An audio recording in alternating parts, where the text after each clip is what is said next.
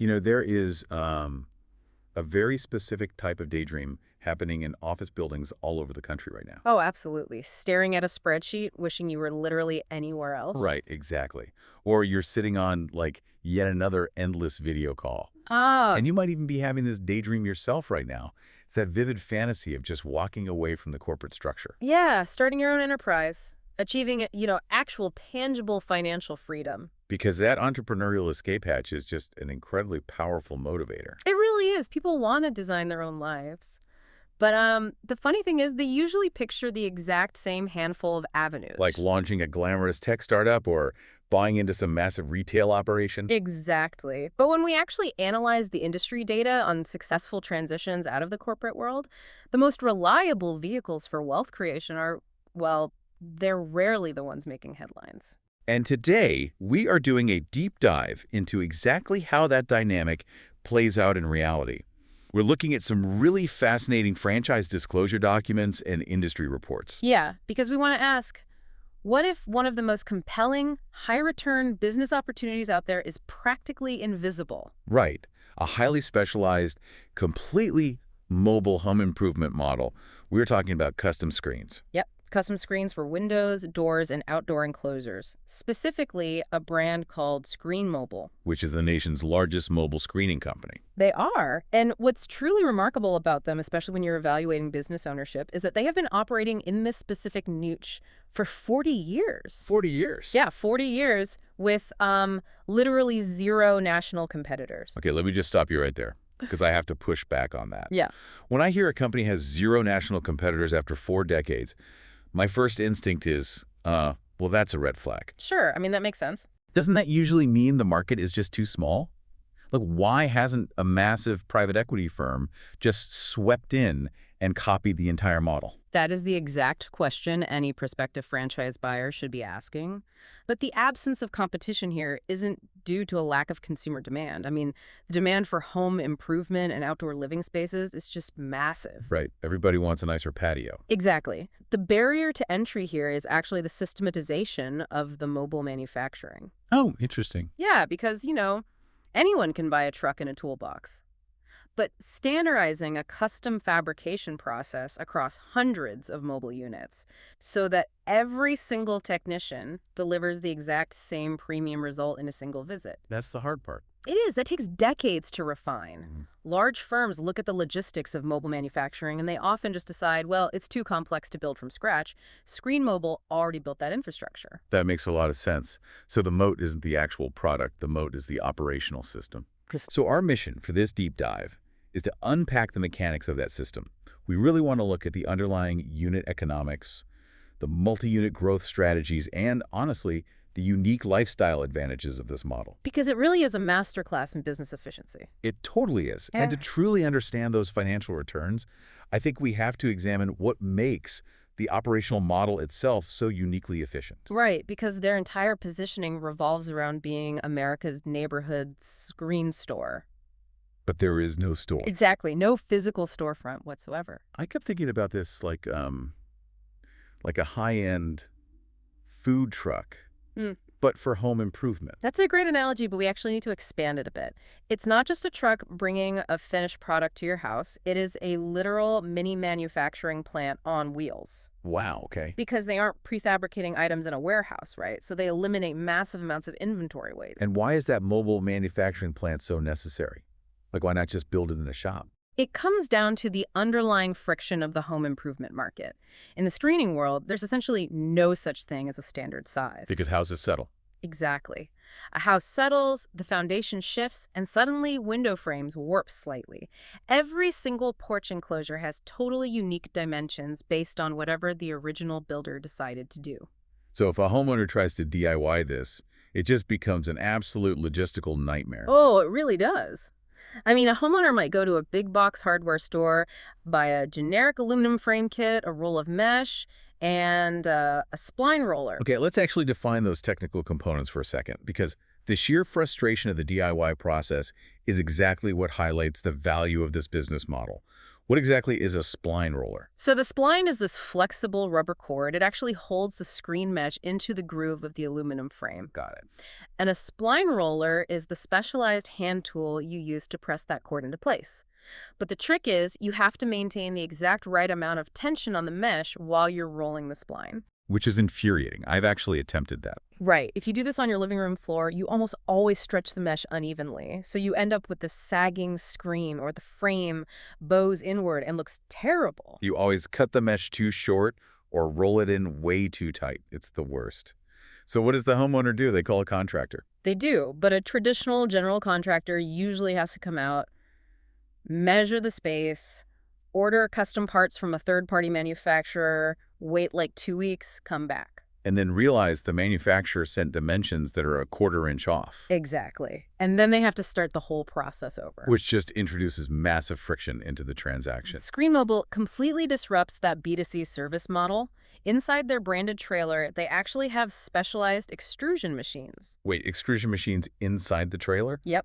It allows them to take raw aluminum stock and shape it into a perfectly sized frame right there on site. Oh, wow. So the technician measures the window, steps out to your driveway, uses the equipment to build the frame, rolls the spline with professional tension, and installs a perfectly fitted product. All in one visit. One visit. The problem is solved in a single afternoon.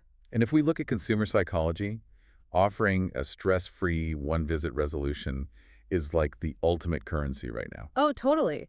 People are so busy, they will gladly pay a premium for a professional who just makes a problem completely disappear without requiring 3 follow-up appointments. And that seamless experience has to translate directly into high customer satisfaction, Yeah, which obviously drives organic referrals. it does. But it also fundamentally changes the financial math for the franchise owner. Because, they aren't just patching basic nylon bug screens. Right. They're providing high-margin, customized architectural solutions. Exactly. Let's actually explore that product range for a minute, because the economics of the business really depend on that average ticket price, right? They do. I saw they're offering motorized retractable screens, custom solar screens that block UV rays to lower energy bills. Heavy-duty security doors. Yeah, and entire 3-season room conversions, plus specialized items like pet-proof screens. I even saw heavy-duty golf ball window protection for homes built on fairways. Which is brilliant. And those specialized solutions require precision engineering, so they command a premium price point. Right.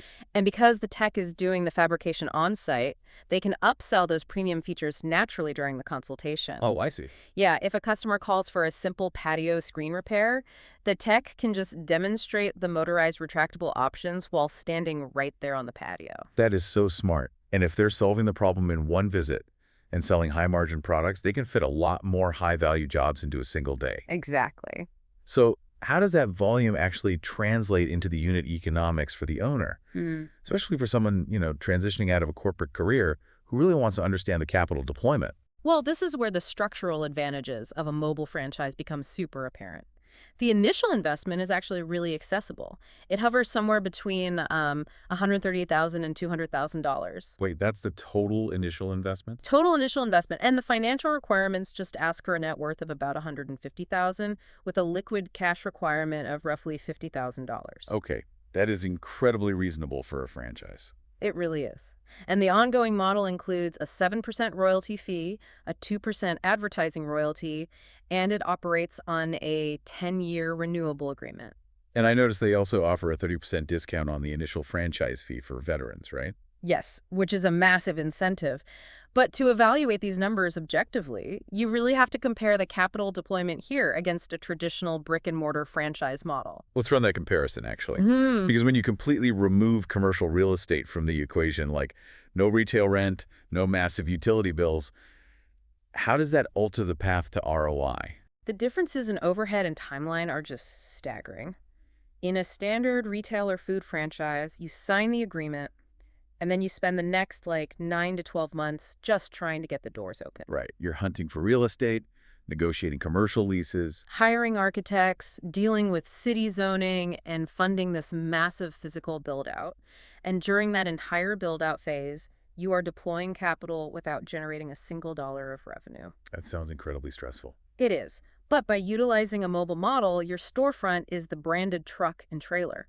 So once an owner completes their training and takes delivery of that mobile workshop, they have the potential to start booking jobs and generating revenue much closer to their launch date. But let me ask a structural question about scaling. Hmm. If there is zero physical footprint, how are they managing inventory and storage? Good question. Especially if a corporate professional wants to scale into a multi-unit fleet. I mean, you can't just park 5 massive trucks and mountains of raw aluminum in a suburban driveway. No, definitely not. That's a crucial logistical point. For a single unit owner-operator, the custom trailer is designed to hold standard extrusions, mesh rolls, and hardware securely. And restocks are just managed through established corporate supply chains. Okay. But as an owner scales into a multi-unit enterprise, say they're managing 3, 5, or 10 mobile workshops, they typically transition into a light industrial space. Oh. Yeah. They just rent a small, highly affordable warehouse unit in an industrial park simply to serve as a hub for the vehicles and bulk materials. So they still avoid prime commercial retail rent. They're just paying for basic B2B warehouse storage, which is literally a fraction of the cost per square foot. Exactly. And that leads directly to the multi-unit growth strategy. Because a lot of professionals evaluating this franchise, they aren't looking to buy a single job for themselves. They want to build a real enterprise. Right. So the barrier to entry for adding a second or third territory is essentially just the cost of acquiring another truck, outfitting the trailer, and hiring another technician. Which allows the owner to transition from being the technician in the field to acting as the CEO of their own localized fleet. Exactly. Screenmobile currently has over 120 successful territories operating under this system. And many of those owners run semi-absentee models where they're really just managing the manager. And operating in a space with no national competitors has to provide a massive advantage for that expansion. Oh, absolutely. When an owner establishes multiple trucks in a given region, they can capture a huge share of that specific market without constantly engaging in a race-to-the-bottom price war. Because they're providing a premium, highly convenient service that is structurally really difficult for local handymen to match. Precisely. So, okay, the financial modeling looks incredibly solid. Low overhead, faster potential startup times, healthy margins, clear paths to scaling. But, financial projections in a disclosure document only tell half the story. Right. The ultimate metric of any franchise system is whether the people actually operating the business are happy. Do they want to stay? In the franchise industry, we call that validation. It's a specific phase of the due diligence process where a prospective buyer literally interviews current franchise owners. Just to ask the hard questions. Exactly. Questions about profitability, corporate support, daily operations, and the validation data for Screenmobile is, frankly, highly anomalous for this industry. I saw this. They report a 99% renewal rate, meaning when that 10-year franchise agreement concludes, 99% of owners choose to sign on for another decade. It's statistically fascinating. And furthermore, they report a 100% positive validation rating among their existing owners. Wait, really? 100%. Let's stress test that number for a second, because in the business world, almost nothing receives universal approval. I know, it sounds almost mythical. Right. There are always operational challenges or economic shifts. What is the psychological driver keeping these franchise owners so incredibly loyal to this specific system? To understand that, we have to revisit the psychology of the buyer we talked about earlier. The corporate escapee. Exactly. The corporate professional who decides to leave their career is typically searching for autonomy. They want the flexibility to attend family events, manage their own schedule, and, build equity for their future. They're looking for a very specific lifestyle design. But the reality of business ownership often completely conflicts with that desire. It does. I mean, corporate professionals often leave their jobs seeking freedom, but accidentally buy into franchises that just become 80-hour-a-week jobs. Yeah. It depends heavily on the operational requirements of the model. Like a B2C retail concept structurally requires extensive operating hours just to maximize foot traffic. You might need to keep the doors open from early morning until late evening, 7 days a week. Right. That model can be highly lucrative, but it requires a very intense management style to handle employee scheduling and weekend operations. Whereas Screenmobile operates as a home service, which relies on an entirely different operational rhythm. Exactly. Because it's an appointment-based service, the business naturally operates during standard daytime business hours. Technicians aren't out there performing emergency patio screen repairs at 2 in the morning on a Sunday. Thank goodness. Right. So this structural difference allows the franchise owner to maintain a much more predictable schedule. So the expectation of the buyer actually aligns perfectly with the operational reality of the business. It does. The brand actively promotes a family-focused culture, and the model actually supports that goal.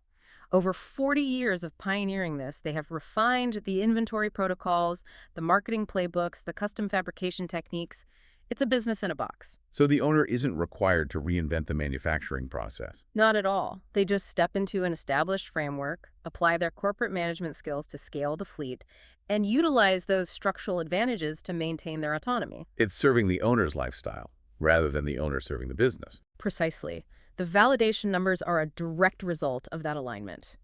The franchise actually delivers the financial potential and the schedule control that the owner was seeking when they initially left the corporate world. Bringing this all together, this analysis really challenges conventional assumptions about what makes a high-performing business opportunity. It really does. I mean, Screenmobile demonstrates how organizing a highly fragmented, unglamorous niche like fixing and fabricating screens and wrapping it in an efficient, low-overhead mobile model can create a nationwide empire. With zero national competitors. Exactly. It just proves that a business doesn't need to be a flashy tech product to offer tremendous scalability, premium margins, and exceptional owner satisfaction. It's an excellent reminder that some of the most sophisticated, easily scalable business models are designed around solving incredibly common, everyday problems for consumers. Absolutely.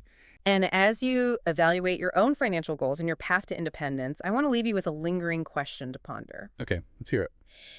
If a conceptually straightforward idea, like a mobile screening workshop, can generate this level of lifestyle freedom, multi-unit wealth, and literally 100% owner validation, what other mundane, everyday problems are hiding the exact business model you've been searching for?